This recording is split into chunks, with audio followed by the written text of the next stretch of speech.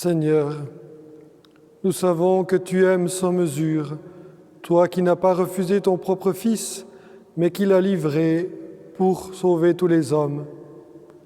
Aujourd'hui encore, montre-nous ton amour.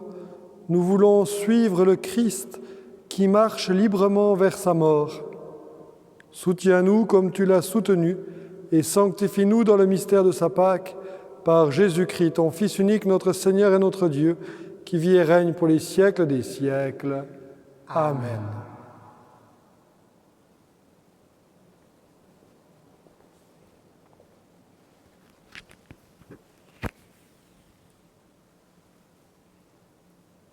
Lecture du livre du prophète Isaïe.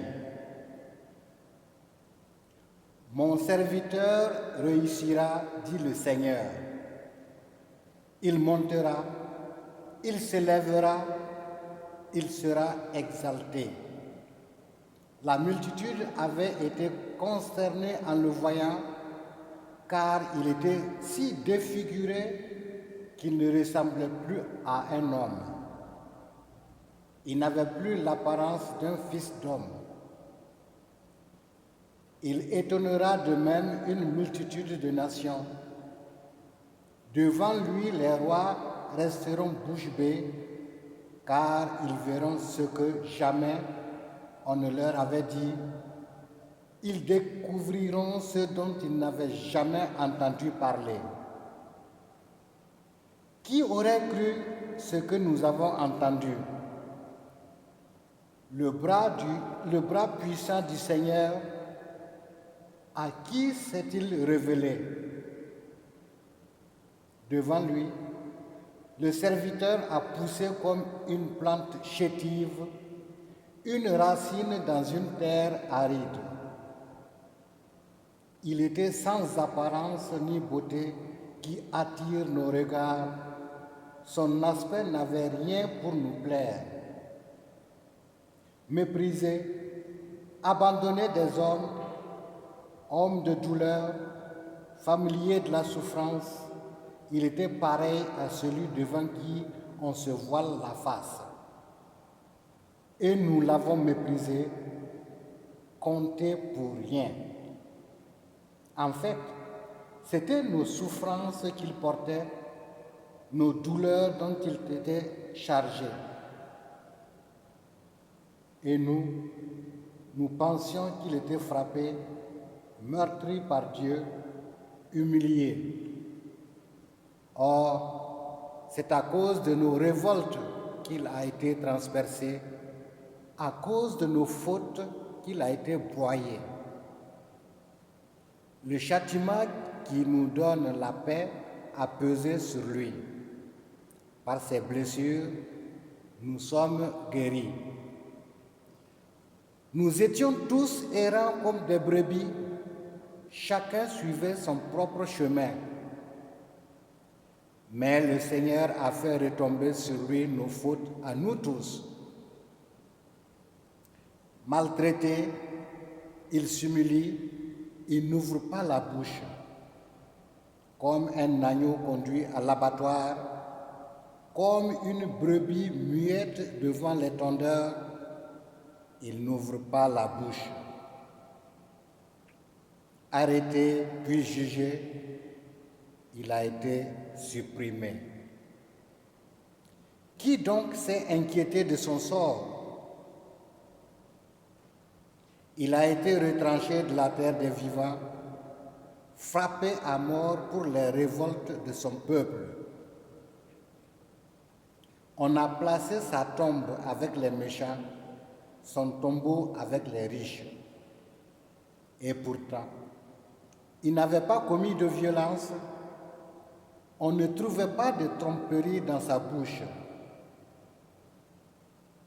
Broyé par la souffrance, il a plu au Seigneur.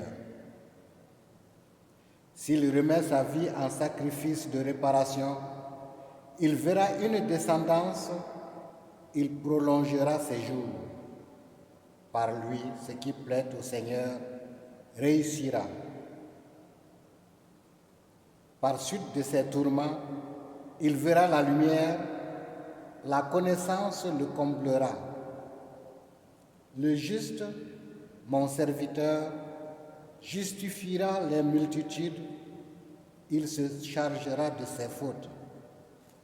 C'est pourquoi, parmi les grands, je lui donnerai sa part, avec les puissants il partagera le butin, car il s'est dépouillé lui-même jusqu'à la mort.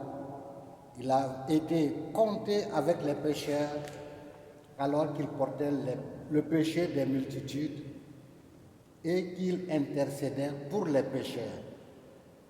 Parole du Seigneur. Nous rendons grâce à Dieu.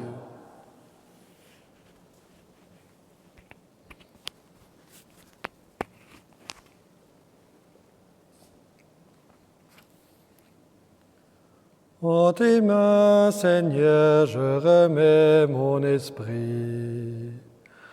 En tes mains, Seigneur, je remets mon esprit.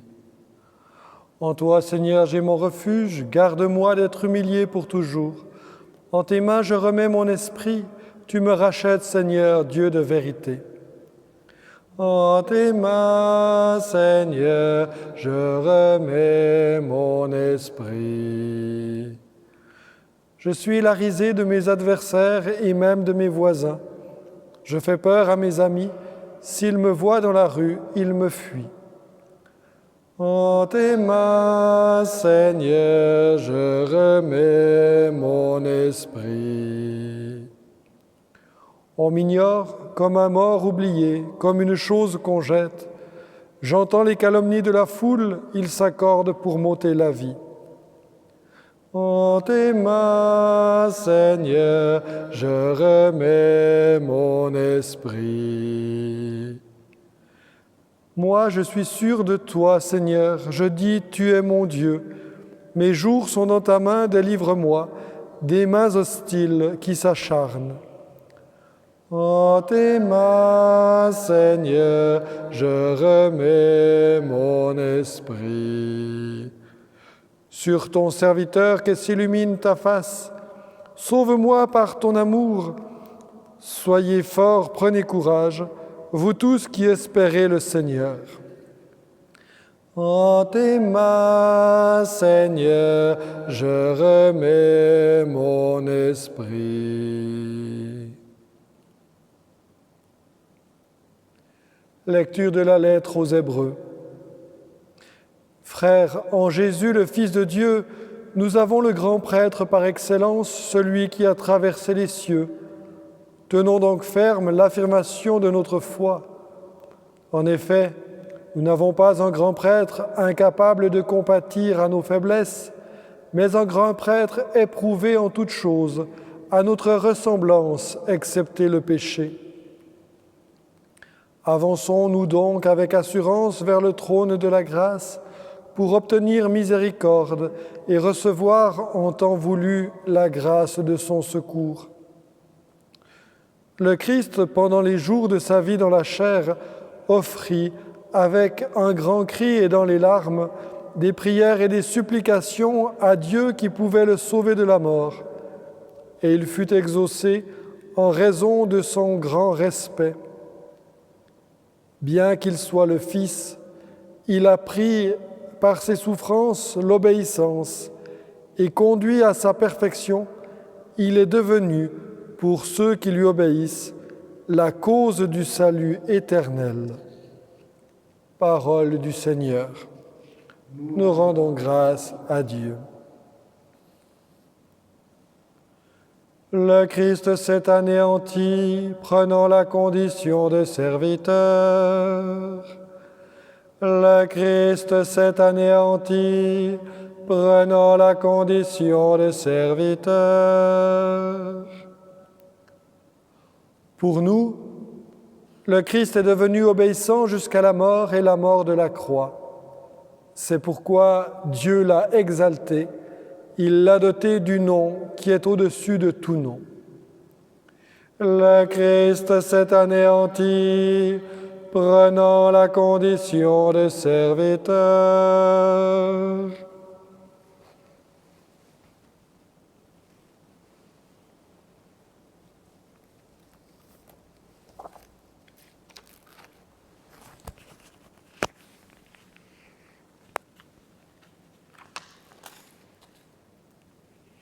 Le Seigneur soit avec vous et et avec votre esprit. La passion de notre Seigneur Jésus-Christ selon Saint Jean. En ce temps-là, après le repas, Jésus sortit avec ses disciples et traversa le torrent du Cédron. Il y avait là un jardin dans lequel il entra avec ses disciples. Judas, qui le livrait, connaissait l'endroit lui aussi, car Jésus et ses disciples s'y étaient souvent réunis. Judas, avec un détachement de soldats ainsi que des gardes envoyés par les grands prêtres et les pharisiens, arrive à cet endroit. Ils avaient des lanternes, des torches et des armes. Alors Jésus, sachant tout ce qui allait lui arriver, s'avança et leur dit: « Qui cherchez-vous » Ils lui répondirent: « Jésus le Nazaréen. » Il leur dit: « C'est moi, je le suis. » Judas, qui le livrait, se tenait avec eux. Quand Jésus leur répondit: « C'est moi, je le suis », ils reculèrent et ils tombèrent à terre. Il leur demanda de nouveau: « Qui cherchez-vous » Ils dirent: « Jésus le Nazaréen. » Jésus répondit: « Je vous l'ai dit, c'est moi, je le suis. Si c'est bien moi que vous cherchez, ceux-là, laissez-les partir. » Ainsi s'accomplissait la parole qu'il avait dite: « Je n'ai perdu aucun de ceux que tu m'as donnés. » Or, Simon-Pierre avait une épée. Il la tira, frappa le serviteur du grand prêtre et lui coupa l'oreille droite. Le nom de ce serviteur était Malchus. Jésus dit à Pierre: « Remets ton épée au fourreau. La coupe que m'a donnée le Père, vais-je refuser de la boire ?» Alors la troupe, le commandant et les gardes juifs se saisirent de Jésus et le ligotèrent. Ils l'amenèrent d'abord chez Anne, beau-père de Caïphe, qui était grand prêtre cette année-là. Caïphe était celui qui avait donné aux Juifs ce conseil: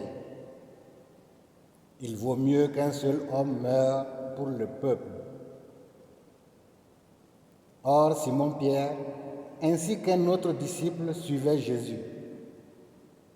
Comme ce disciple était connu du grand prêtre, il entra avec Jésus dans le palais du grand prêtre. Pierre se tenait près de la porte, dehors. Alors l'autre disciple, celui qui était connu du grand prêtre, sortit, dit un mot à la servante qui gardait la porte et fit entrer Pierre. Cette jeune servante dit alors à Pierre: « N'es-tu pas, toi aussi, l'un des disciples de cet homme ?»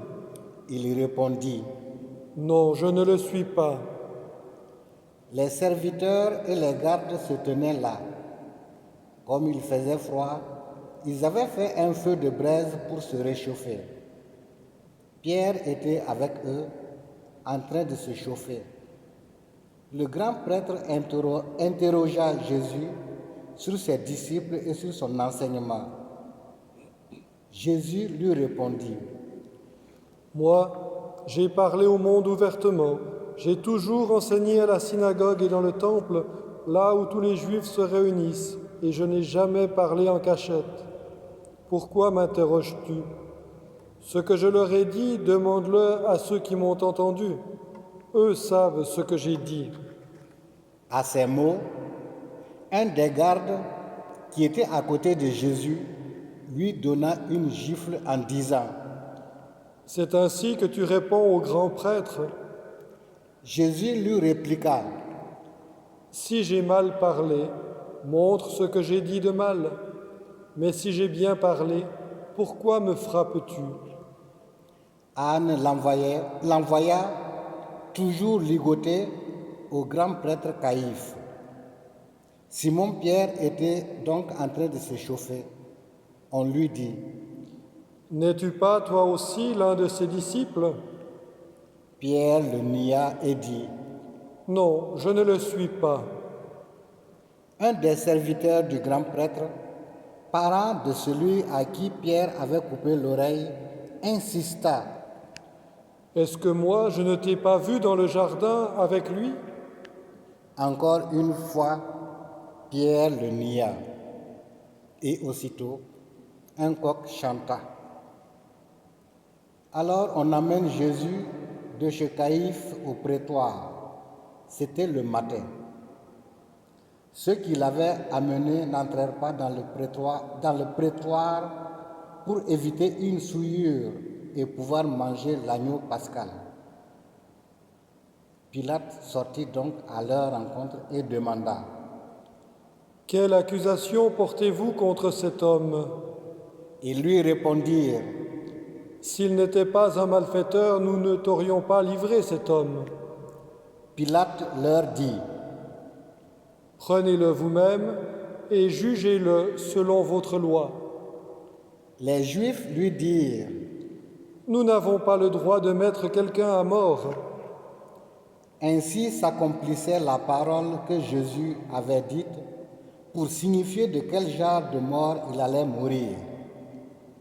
Alors Pilate rentra dans le prétoire, il appela Jésus et lui dit: Es-tu le roi des Juifs? Jésus lui demanda: Dis-tu cela de toi-même ou bien d'autres te l'ont-ils dit à mon sujet? Pilate répondit: Est-ce que je suis juif, moi? Ta nation et les grands prêtres t'ont livré à moi. Qu'as-tu donc fait? Jésus déclara: Ma royauté n'est pas de ce monde. Si ma royauté était de ce monde, j'aurais des gardes qui se seraient battus pour que je ne sois pas livré aux Juifs. En fait, ma royauté n'est pas d'ici. Pilate lui dit: Alors tu es roi? Jésus répondit: C'est toi-même qui dis que je suis roi. Moi, je suis né, je suis venu dans le monde pour ceci, rendre témoignage à la vérité. Quiconque appartient à la vérité écoute ma voix. Pilate lui dit: Qu'est-ce que la vérité? Ayant dit cela, il sortit de nouveau à la rencontre des Juifs et il leur déclara: Moi, je ne trouve en lui aucun motif de condamnation.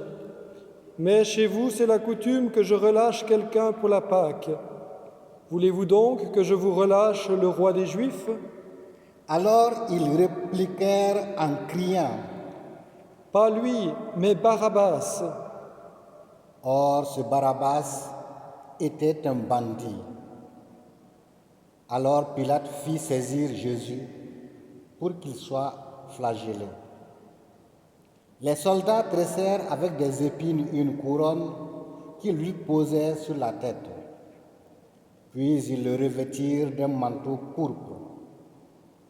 Ils s'avançaient vers lui et ils disaient: Salut à toi, roi des Juifs. Et ils le giflaient. Pilate, de nouveau, sortit dehors et leur dit: Voyez, je vous l'amène dehors pour que vous sachiez que je ne trouve en lui aucun motif de condamnation. Jésus donc sortit dehors, portant la couronne d'épines et le manteau pourpre. Et Pilate leur déclara: Voici l'homme. Quand ils le virent, les grands prêtres et les gardes se mirent à crier: Crucifie-le, crucifie-le. Pilate leur dit: Prenez-le vous-même et crucifiez-le. Moi, je ne trouve en lui aucun motif de condamnation. Ils lui répondirent: Nous avons une loi et suivant la loi, il doit mourir parce qu'il s'est fait fils de Dieu. Quand Pilate entendit ces paroles, il redoubla de crainte. Il rentra dans le prétoire et dit à Jésus, « D'où es-tu » Jésus ne lui fit aucune réponse. Pilate lui dit alors, « Tu refuses de me parler à moi? Ne sais-tu pas que j'ai pouvoir de te relâcher et pouvoir de te crucifier ?» Jésus lui répondit, « Tu n'aurais aucun pouvoir sur moi si tu ne l'avais reçu d'en haut. C'est pourquoi celui qui m'a livré à toi porte un péché plus grand. » Dès lors, Pilate cherchait à le relâcher, mais des Juifs se mirent à crier, « Si tu le relâches, tu n'es pas un ami de l'empereur. Quiconque se fait roi s'oppose à l'empereur. » En entendant ces paroles, Pilate amena Jésus au dehors. Il le fit asseoir sur une estrade au lieu dit le dallage, en hébreu, Gabata. C'était le jour de la préparation de la Pâque, vers la 6e heure, environ midi.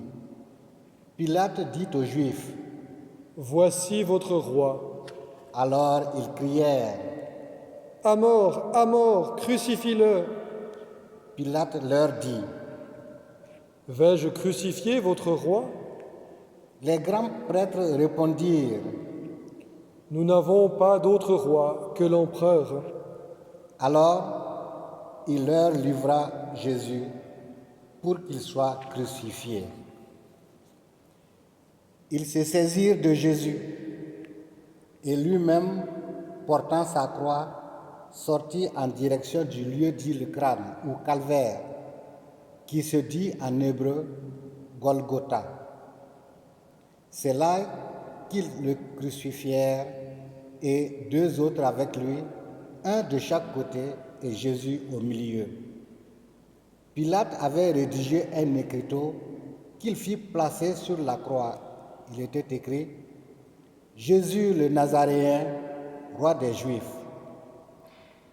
Beaucoup de Juifs lurent cet écriteau parce que l'endroit où on l'avait crucifié, Jésus, était proche de la ville et que c'était écrit en hébreu, en latin et en grec. Alors les grands prêtres des Juifs dirent à Pilate, « N'écris pas roi des Juifs, mais cet homme a dit « Je suis le roi des Juifs ». Pilate répondit, « Ce que j'ai écrit, je l'ai écrit. » Quand les soldats eurent crucifié Jésus, ils prirent ses habits. Ils en firent 4 parts, une pour chaque soldat. Ils prirent aussi la tunique. C'était une tunique sans couture, tissée tout d'une pièce de haut en bas. Alors ils se dirent entre eux, « Ne la déchirons pas, désignons par le sort celui qui l'aura. » Ainsi s'accomplissait la parole de l'Écriture. Ils se sont partagés mes habits. Ils ont tiré au sort mon vêtement. C'est bien ce que firent les soldats. Or, près de la croix de Jésus, se tenaient sa mère et la sœur de sa mère, Marie, femme de Cléophas, et Marie-Madeleine. Jésus, voyant sa mère et près d'elle le disciple qu'il aimait, dit à sa mère, « Femme, voici ton fils. » Puis il dit aux disciples, « Voici ta mère. » Et à partir de cette heure-là, le disciple l'a pris chez lui. Après cela, sachant que tout désormais était achevé pour que l'Écriture s'accomplisse jusqu'au bout, Jésus dit, « J'ai soif. » Il y avait là un récipient plein d'une boisson vinaigrée. On fixa donc une éponge remplie de ce vinaigre à une branche d'hysope et on l'approcha de sa bouche. Quand il eut pris le vinaigre, Jésus dit, Tout est accompli. puis, inclinant la tête, il remit l'esprit.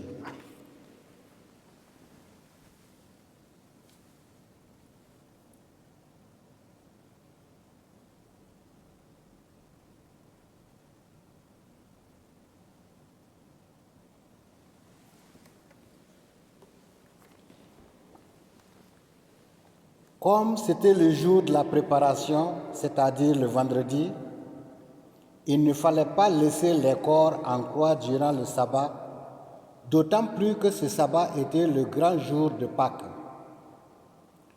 Aussi, les Juifs demandèrent à Pilate qu'on enlève les corps après leur avoir brisé les jambes.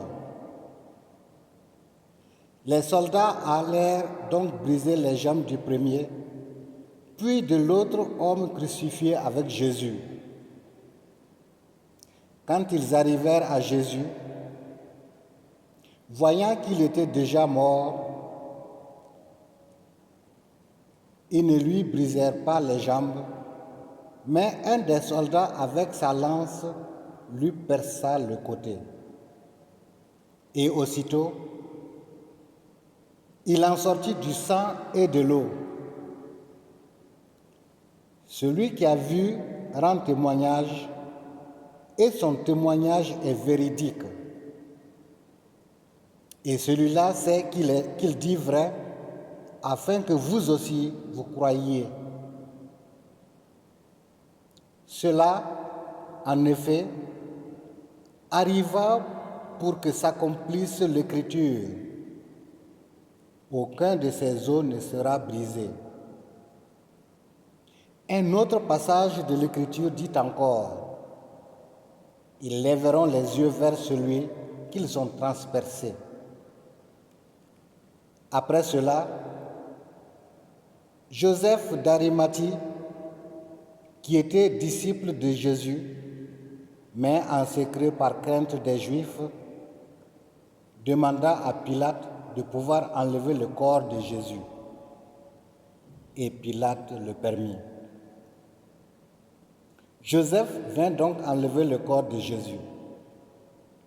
Nicodème, celui qui au début était venu trouver Jésus pendant la nuit, vint lui aussi. Il apportait un mélange de myrrhe et d'aloès pesant environ 100 livres. Ils prirent donc le corps de Jésus, qu'ils lièrent de linge en employant les aromates selon la coutume juive d'ensevelir les corps. À l'endroit où Jésus avait été crucifié, il y avait un jardin, et dans ce jardin, un tombeau neuf dans lequel on n'avait pas encore déposé personne. À cause de la préparation de la Pâque juive, et comme ce tombeau était proche, c'est là qu'ils déposèrent Jésus.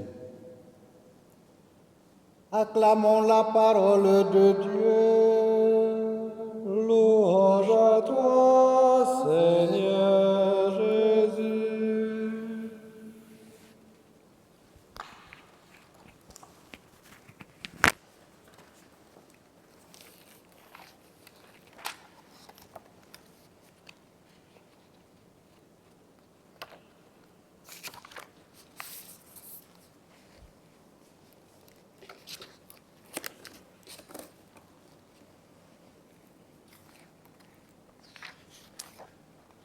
C'est un comble. Pour nous montrer son amour, le Christ donne sa vie sur la croix. Et en même temps qu'il nous montre alors ainsi son amour, c'est comme si nous le perdions, puisqu'il entre dans la mort. Il nous montre qu'il nous aime et nous perdons sa présence. Mais il nous l'avait pourtant dit. Il n'y a pas de plus grand amour que de donner sa vie pour ceux qu'on aime, et il l'a fait ce vendredi sur la croix. Dès lors, la croix n'est plus un objet de malédiction, mais elle devient, comme nous disait saint Paul dans la deuxième lecture, la cause de notre salut éternel le trône de la grâce. Jésus donne sa vie pour nous sauver.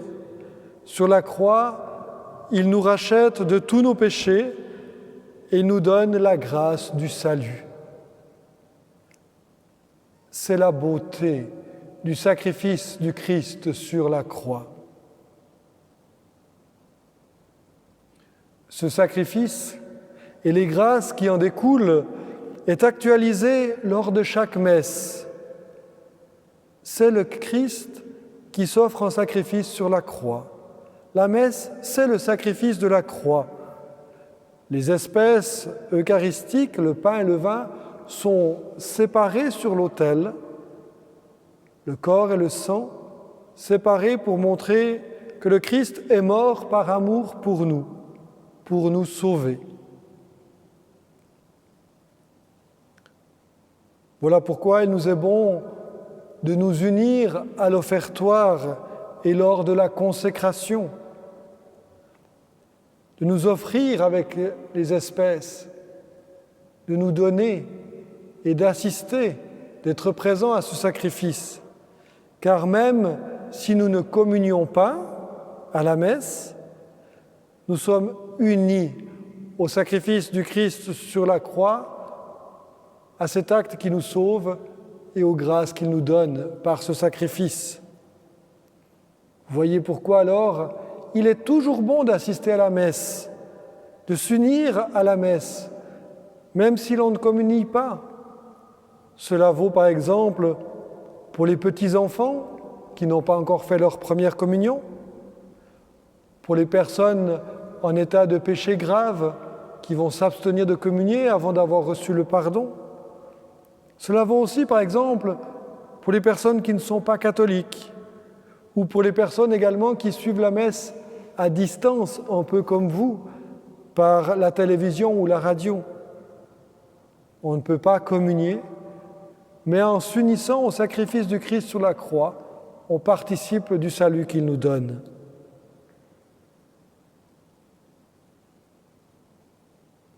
Nous unir à ce sacrifice du Christ, c'est la source et la cause de notre salut. Cette croix sur laquelle le Seigneur s'offre est le trône de la grâce. Alors oui, nous t'adorons, ô croix, cause de notre salut éternel, trône de toute gloire. Amen.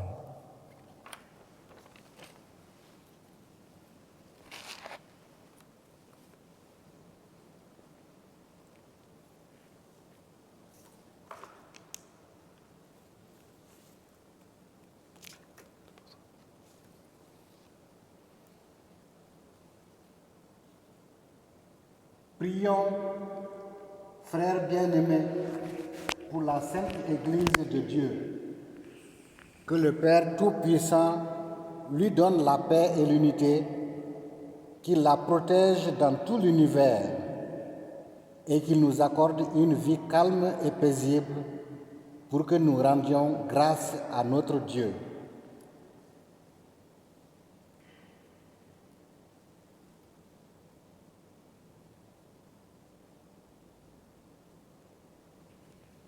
Dieu éternel et tout-puissant, dans le Christ, tu as révélé ta gloire à tous les peuples.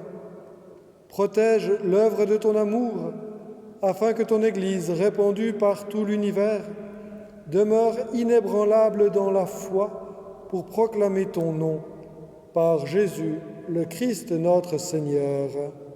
Amen. Prions pour notre Saint-Père, le Pape François, élevé par Dieu notre Seigneur à l'ordre épiscopal, qu'il le garde sain et sauf à son Église pour gouverner le peuple de Dieu.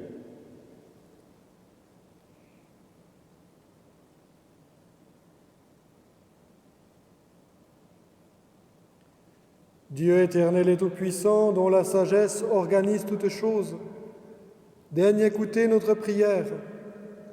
Protège avec amour le pape que tu as choisi, afin que sous la conduite de ce pasteur, le peuple chrétien que tu gouvernes progresse toujours dans la foi par Jésus le Christ notre Seigneur. Amen. Prions pour notre évêque Charles, pour les évêques, les prêtres, les diacres, pour tous ceux qui remplissent des ministères dans l'Église et pour l'ensemble du peuple des croyants.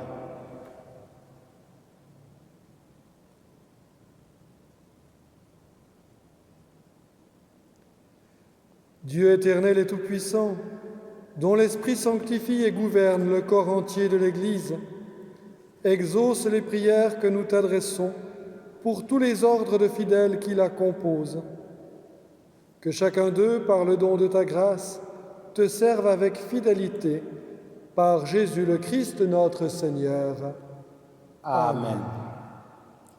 Prions pour les catéchumènes. Que Dieu notre Seigneur ouvre leur intelligence et leur cœur et les accueille dans sa miséricorde. Après avoir reçu le pardon de tous leurs péchés par le bain de la naissance nouvelle, qu'ils soient incorporés à notre Seigneur Jésus-Christ.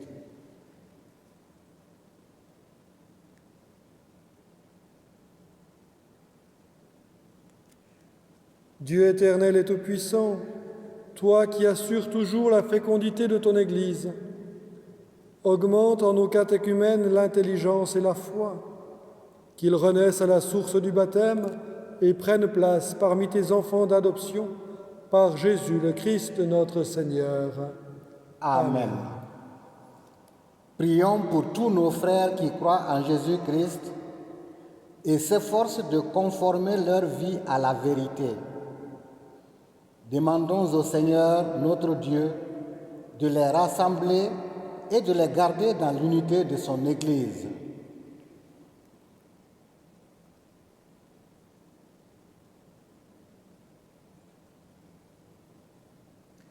Dieu éternel et tout-puissant, toi qui rassembles ce qui est dispersé et qui fais l'unité de ce que tu rassembles, regarde avec amour l'Église de ton Fils. Nous te prions d'unir dans la totalité de la foi et par les liens de la charité tous les hommes qu'un seul baptême a consacrés, par Jésus le Christ notre Seigneur. Amen. Prions pour les Juifs à qui Dieu a parlé en premier, qu'ils progressent dans l'amour de son nom et la fidélité à son alliance.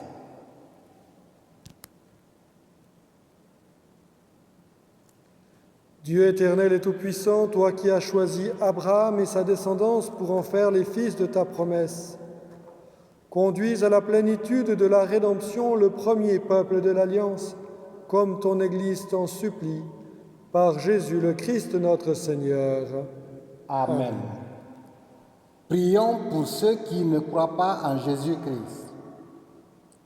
Demandons qu'à la lumière de l'Esprit Saint, ils soient capables eux aussi de s'engager pleinement sur le chemin du salut.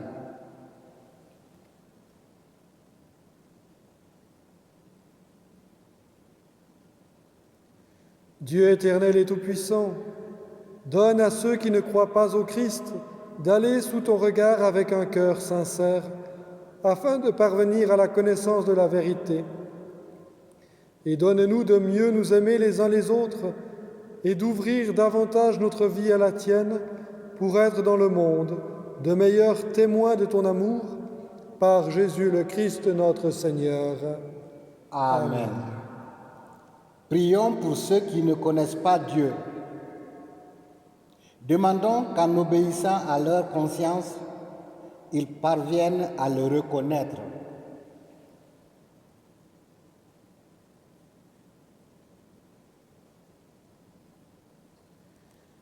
Dieu éternel et tout-puissant, toi qui as créé les hommes pour qu'ils te cherchent de tout leur cœur et que leur cœur s'apaise en te trouvant, fais qu'au milieu des difficultés de ce monde, tous puissent discerner les signes de ta bonté et rencontrer des témoins de ton amour, qu'ils aient le bonheur de te reconnaître, toi le seul vrai Dieu et le Père de tous les hommes, par Jésus, le Christ notre Seigneur. Amen. Prions pour les chefs d'État et tous les responsables des affaires publiques. Que le Seigneur notre Dieu dirige leur esprit et leur cœur selon sa volonté pour la paix et la liberté de tous.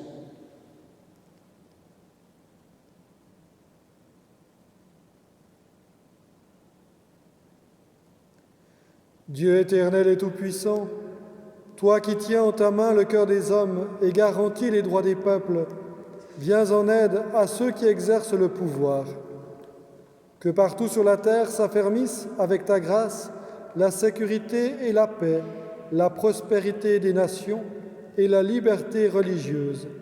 Par Jésus, le Christ notre Seigneur. Amen. Pour tous les hommes dans l'épreuve, frères bien-aimés, prions Dieu le Père Tout-Puissant d'avoir pitié des hommes dans l'épreuve, qu'il débarrasse le monde de toute erreur, qu'il chasse les épidémies et repousse la famine, qu'il vide les prisons et délivre les captifs, qu'il protège ceux qui voyagent, qu'il ramène chez eux les exilés, qu'il donne la force aux malades et accorde le salut aux mourants.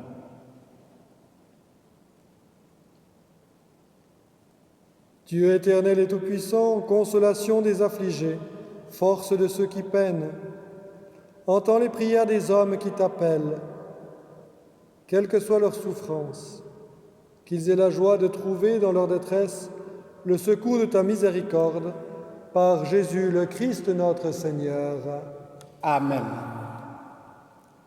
Prions pour toutes les personnes atteintes du coronavirus, pour toutes celles et ceux qui ont peur d'une infection, pour toutes celles et ceux qui ne peuvent plus se déplacer librement, pour les médecins et les soignants qui s'occupent des malades, pour les scientifiques à la recherche d'un médicament et d'une protection. Que Dieu garde notre monde sous sa bénédiction dans cette crise.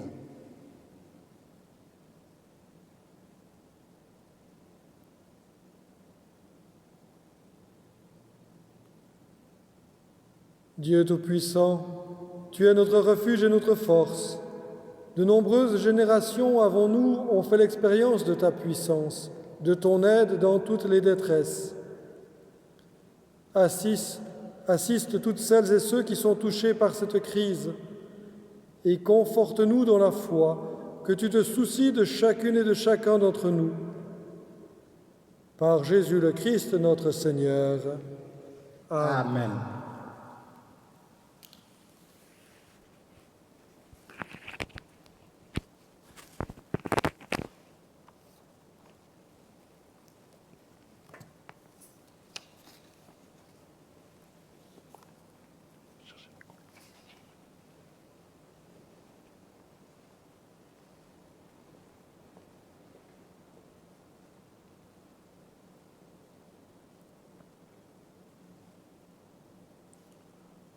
Voici le bois de la croix qui a porté le salut du monde.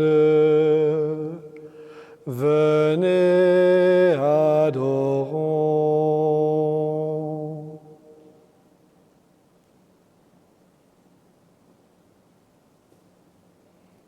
Voici le bois de la croix qui a porté le salut du monde. Venez, adorons.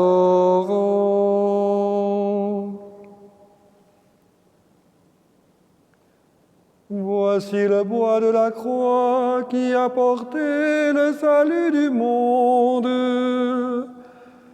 Venez, adorons.